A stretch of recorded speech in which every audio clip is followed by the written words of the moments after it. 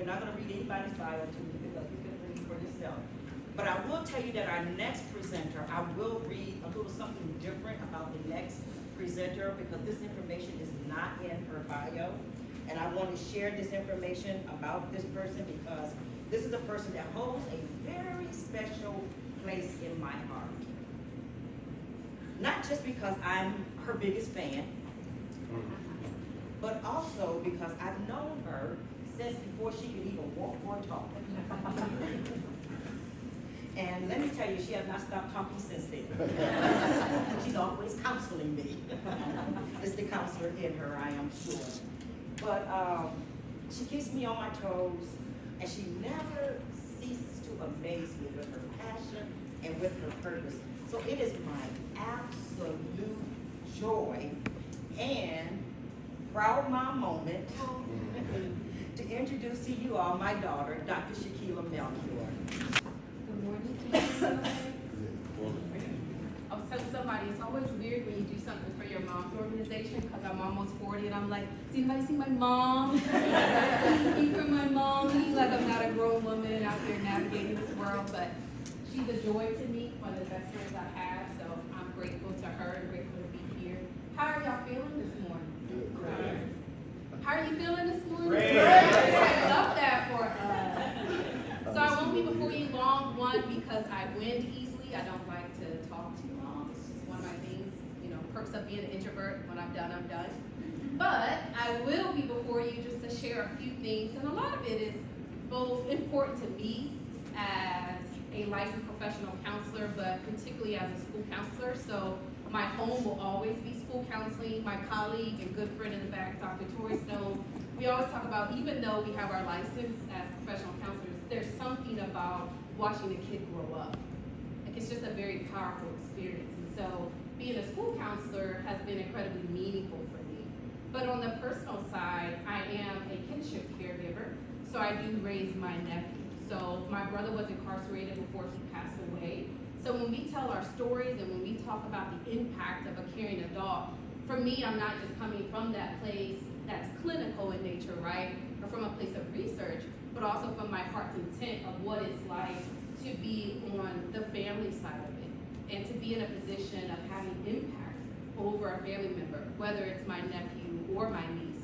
And so for me, whenever I get the opportunity to talk about this, I hope y'all understand the gravity in which our influence is on children and how valuable we are to kids.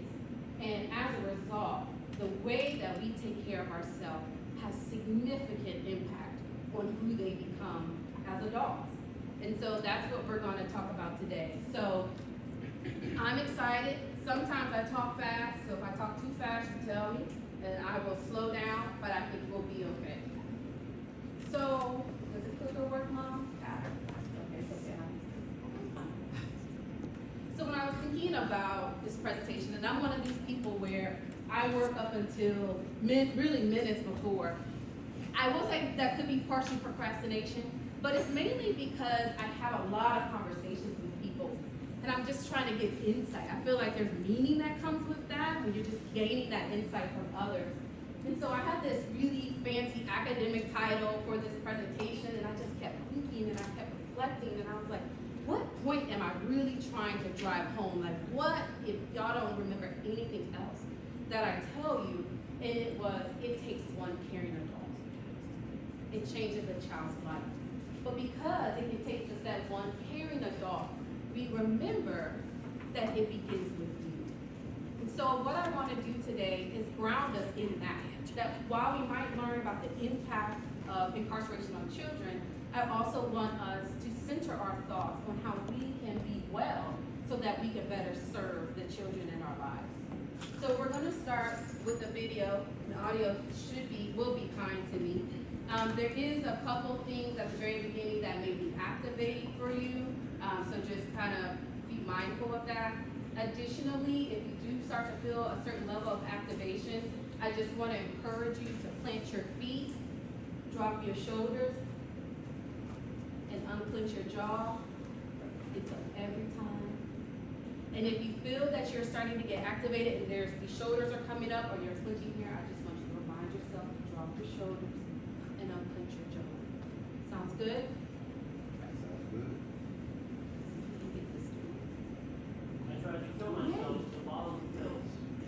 And the fact of the matter is, I trusted no one. And looking back, I guess how could I? From the time my parents left me, to the time another foster kid raped me, to the time I was bullied so bad, I genuinely could not fathom a world where I could trust anybody. So fast forward, here I am, 14 years old, and entering my umpteenth foster home. I was a veteran at this whole sort of getting kicked out of one home, moved to the next. You meet these people who were like literally complete and total strangers 10 minutes ago, who are now apparently your mom and dad. You know, kids don't take candy from strangers, just move in with them. So I'm sitting in the van, in the driveway of this next home, and that's when I see Rodney. He's standing up there on the front porch, and immediately I notice, this is a large fella. He's 6'5", he's 350 pounds, and as a 14-year-old boy, I couldn't help but notice, when he's turned to the side like that, he's shaped like a lowercase b. It's amusing now, but in the moment it was tactical. Maybe that's how I could get kicked out of this home. Maybe I could get under his skin about his weight. So I move in with him. I'm being obnoxious, I'm being ungrateful, I'm being just downright rude and mean, I'm setting things on fire, and 3 years later, I can't shake this guy. Rodney won't kick me out. So I step up my game. I go to the local bank in town, I open up a checking account. I put about $90 in there. Then I proceed to write $10,000 worth of checks. Obviously, checks bouncing one after the next after the next. One check that bounced was for my car insurance. I'm going down the road speeding, Stillwater, Oklahoma, 88 miles an hour. No car insurance, no driver's license. I get pulled over, handcuffed, thrown in the back of a cop car, and sent to jail. I call Rodney. Rodney, I'm in Stillwater. I'm in jail. I'll tell you the whole thing when you get here. Will you please come bail me out? He said, I will come bail you out. But not so long. Rodney frustratingly believes sometimes one of the most loving things you can do for a kid was allow them to sit in either the success of their wonderful choice or the stupidity of their foolish choice. Next morning he comes, bails me out. Exactly as promised. We had a long, very awkward car ride home. No one said anything. We get back to the house. He's like, we need to sit down and talk. And I knew this moment had finally come. So Rodney and his wife sit me down. He gives me the talk I've had a dozen times. He looks in my eyes and says, son, you can keep causing problems. You can keep trying to mess up. You can keep pushing us away. You can keep trying to get us to keep you out of here. But you've got to get it through your thick head, son. We don't see you as a problem. We see you as an opportunity. And in that moment, all my skepticism came to the surface. And I thought, what a cheesy, stupid thing to say to a 17-year-old kid. But then I was overwhelmed with the reality that this guy actually meant it. He didn't see what I was, what was on the surface. The obnoxious kid, the ungrateful kid, the kid getting suspended. He saw what I could do. It was genuinely my turning. Statistically, I am supposed to be dead, in jail, or homeless. But because of one caring adult. I'm not a statistic. Every kid is one caring adult away from being a statistic. Every child who winds up doing well has had at least one stable and committed relationship with a supportive adult. My friend and mentor, Reggie Joyner, taught me to think about it this way. In this jar are 936 marbles. Each one of these marbles represents a single week from the birth of a kid until that kid turns 18 years old. So, if you know a 9-year-old, you've only got 468 marbles, 4 weeks, however you want to look at it, remaining. You know a 16-year-old? You got 104 marbles remaining. Right here, we are looking at time. In fact, you're looking at all the time or all of the weeks you have left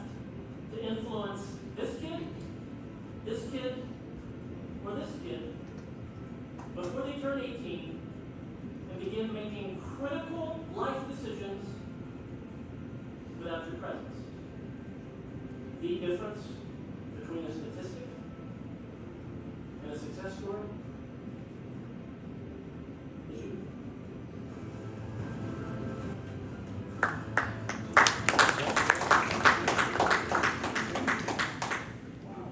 Yeah, that's a good one, right?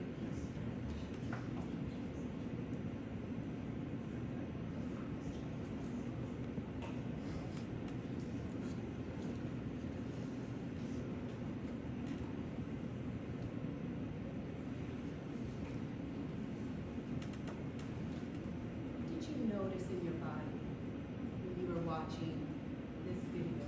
Did you notice? You can yell at me. You don't have to raise your hand. Tears. Relatability. Tears. Sadness. Sadness. For sharing. Truth. Truth. Warmth. Say it again. Warmth. Warmth. Immediacy. Immediacy. I like that. For sharing. Anybody else? This level of distrust. Yeah, the level of distrust. Anybody else? Hope.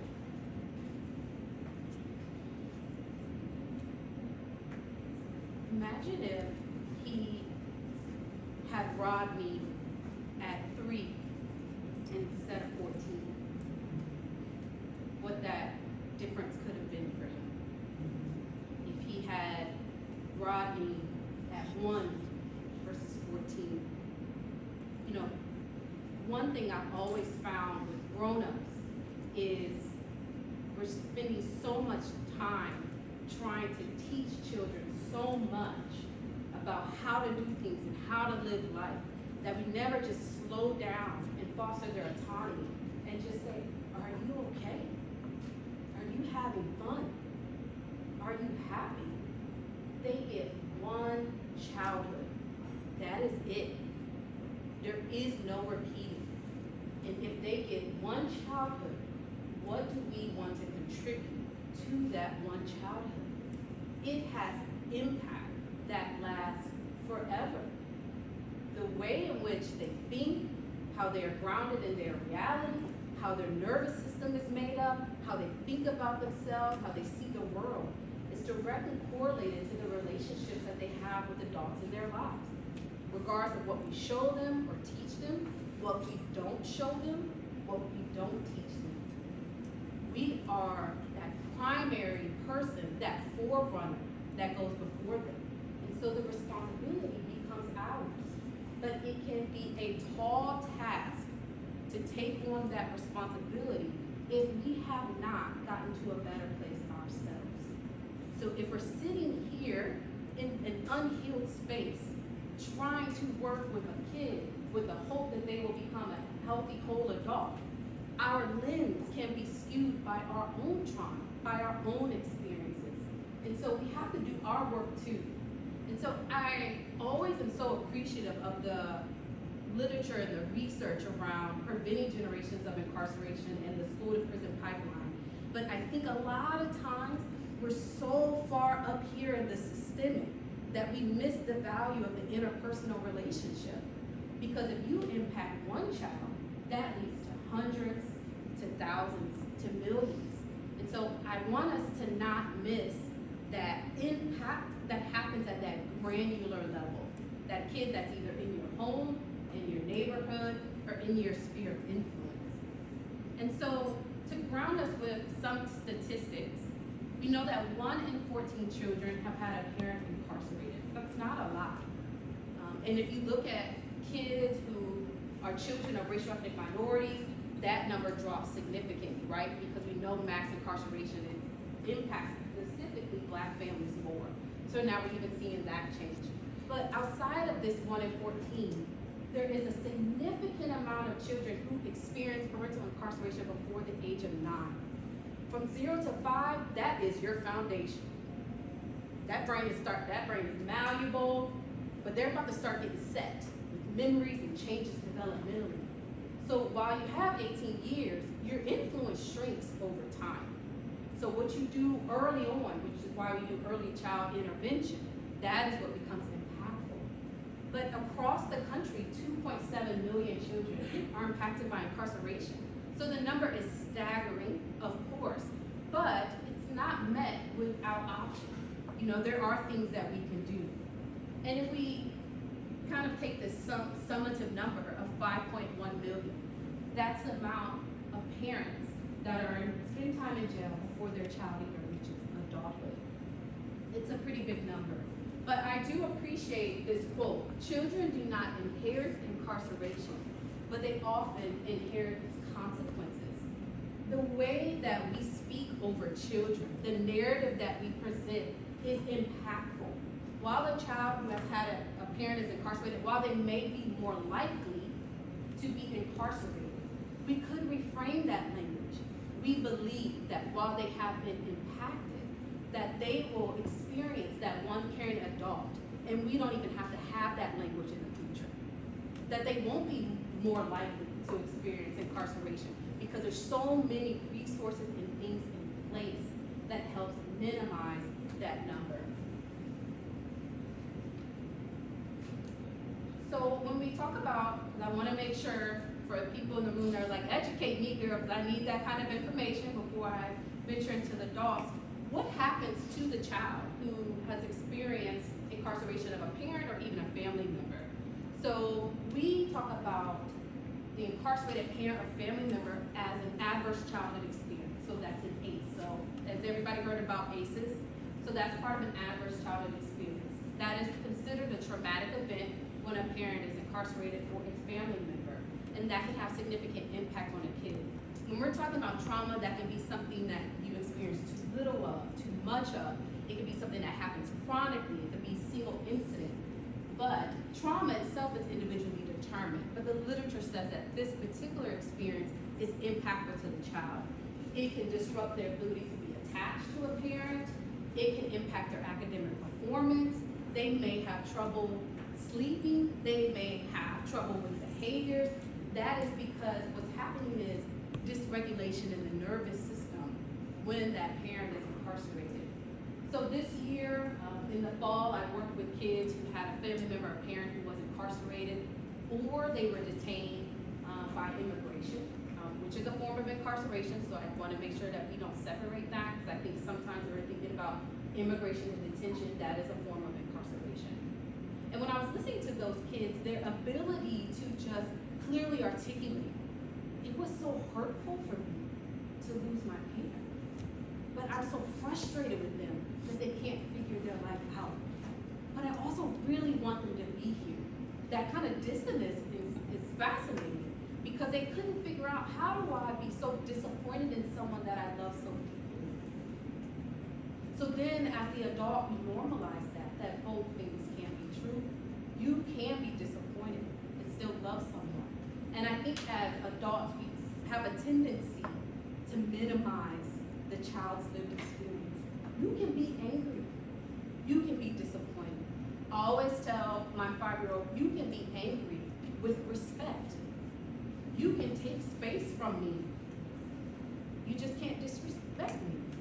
But imagine if I keep encroaching his space and not give him room. What I'm teaching him young is that he's not allowed to have space to process. And so when we're thinking about the kids that we work with and what they're going through, give them their autonomy, notice what they need. The biggest thing that the literature says is that so many kids can build resiliency. But I want to add this caveat, because I have my own kind of personal misgivings sometimes with resiliency and grit. No child should have to be resilient. It just shouldn't happen. You know, we leverage resiliency as kind of this thing we celebrate. It just shouldn't happen. You know, so when we think about what kids go through, or even our own experiences, you know, we're looking towards that post-traumatic growth. What did you learn from it that helps you move forward in life? But the resiliency, by definition, is your ability to thrive and adapt. So when we're talking about the adaptation, like even that language, you have to adapt to the mess that you live through. You have to adapt to what you suffer. Good for you that you could keep going. That's kind of weird, right? Like, we celebrate, we don't mean it in that way, but we're kind of celebrating that. Like, I'm so glad you can figure out how to survive at 7. they shouldn't be figuring that out at 7. So even when that one caring adult comes in, sometimes your work is just letting them be a child. You want to go hang out? You want to go to Dave & Buster's? They may not need all that extra work. So even thinking about that, because the literature says that there's so much value for kids with protective factors. And a caring adult is a protective factor. Being engaged in sports, having security around them, whether that's in school or doing outside activities, is this protective factor that helps with that resiliency. But the quote at the bottom is the thing that I want us to think about the most. Children thrive when the adults around them are intentional about healing. And being intentional about healing is not just theirs, it is yours as well. The journey is in tandem. They are not separate because you are going alongside them. So just as we spend a lot of time reimagining prison, wanting to take a more trauma-informed approach, thinking about it from a way that honors people's humanity, we can reimagine a little bit what it means to prevent generations of incarcerations. And the way that I want to do that today is rooted in your healing, your ability to take better care of yourself, to recognize the work that you might need to do, to know and remind yourself that it ultimately begins with you. Because respectfully, the system is this way because of adults. The system is this way because of people's ways of thinking, because of what they thought was right. In a nutshell, we are the problem, not the kids. And so as the adult, it is our responsibility to try to figure out what we can dismantle. And if we can dismantle that, then in theory, a lot of what we talk about should dissipate. We shouldn't have to have the same issues decade after decade, year after year. So how do we move from sort of this harm to healing? How do we take this sort of systemic issue that has significant harm, not just on those children, but also on us, and move into healing? And so we want to begin to reimagine their futures. And so that's kind of where I'm going to land for the rest of our time together. So yes, because I'm a therapist and I love the process and I like people to talk to each other, I want you all to reflect, thinking about your own experience. What stories or messages were you taught that you now see as harmful or limiting? When you were going through something difficult, how did the people in your life handle that? What did they teach you about dealing with stress or dealing with pain?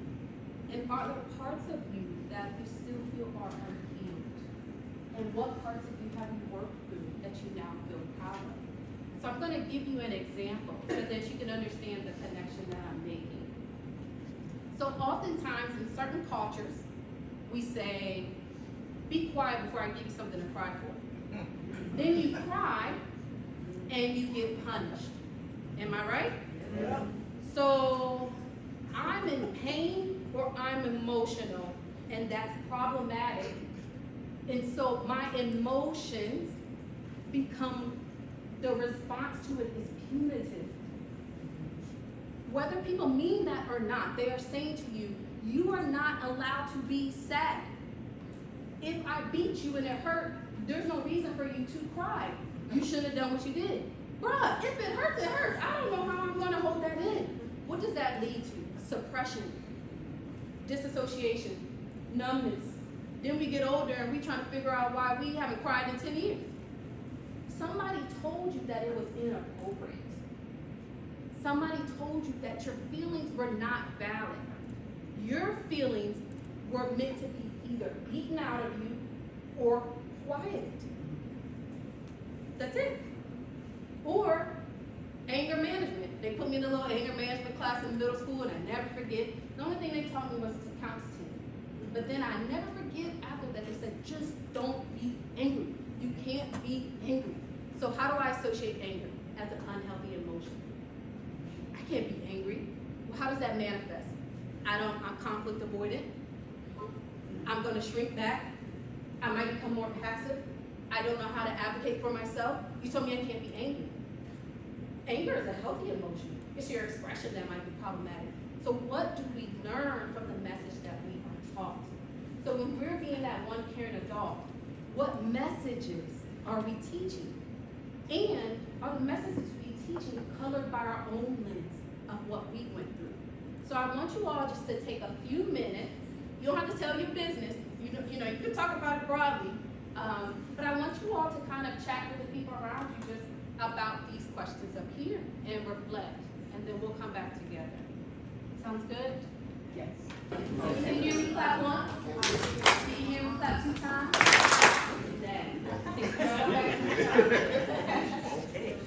Can anybody share really quickly what you notice in your body? So if you are around me enough, a lot of times I don't ask sort of that. Does anybody want to share? I ask what you notice in your body. Because the better that you notice your nervous system, maybe what's calming you or activating you, it's a message. Your body keeps a score, which means your body is telling you stories. So does anybody want to share, what did you notice when you were talking about this? Go ahead. I think when I started talking to Christina, my body went into mode of wanting to help because of what I do. So it was just like, when she sat there, it was like, I want to know about you and everything that comes to entail. Who are you? What is it about? So I went into the counseling mode, to the caring mode of the first thing of finding out what is it that really changed. Focus on number one. Yeah. Interesting. And then you kind of wonder, like, when you go into helping mode, what would it be like for you just to be in receive? Yeah, because I wanted to hear why she felt that way. Yeah. So I got really quiet to want to listen to what she was, be attentive to what she was talking about. Thank you for sharing. Anybody? I noticed that my stomach was getting kind of tight. Your stomach was getting tight. Yeah. I would say I'm different to both of these people, but when we shared, I kind of felt like the deeper as to why we have our friendship or why we have ours as similarity. Yeah. So like it helps you kind of recognize the connection between. Yeah. Thank you for sharing. I noticed that I kept doing a lot of gesturing and looking around for the people I was talking to to kind of gauge if they understand where I'm coming from. So it's just like I needed reassurance, cut me on this, get to the know that I wasn't the only one that had certain experiences. Like to be able to kind of feel validated in that, even if it was unspoken. Yeah, to know that you were being heard and also being seen. Yeah. I feel like I've had this conversation, the answers to these questions in my head a lot, and this was the first time I've spoken that aloud in a long, long time. Like I've constantly had to, I've put myself in check to make sure I'm not repeating the mistakes I've seen in previous generations, in my opinion. And I tell myself that a lot, but that's the first time I said the words. And I imagine it can run through your head a lot, like I just don't want to repeat. You know, and then some of it even feels a little like urgency or sort of feel like I just can't have them live or go through or experience. And it feels kind of heavy sometimes. And even thinking about how you free yourself of that. There was a meme or Instagram where they said millennials are healing themselves through their children. And I don't think that's just millennials at this point. I think that so many of us are like, I remember when someone forgot about me. I remember when nobody heard me. I just can't do that to somebody else. I need them to have a different experience than I did. And I think at that point, the world is your oyster. Because what that child gets to experience through your own healed experience, they'll never live a life like you did. And we always say we want them to be better than us, right? Each generation should be better than us, should have more access than us. The things that they complain about, we should side-eye them a little bit like, that's what's bothering you? But in some ways, it's a testament that they haven't had these quote-unquote big T traumas. They just haven't. My child's biggest stress was that I had to use a different booster seat, and he likes the one that has the back to it so he can rest his head. Homeboy is not stressed. And I love that for him. I love that for him.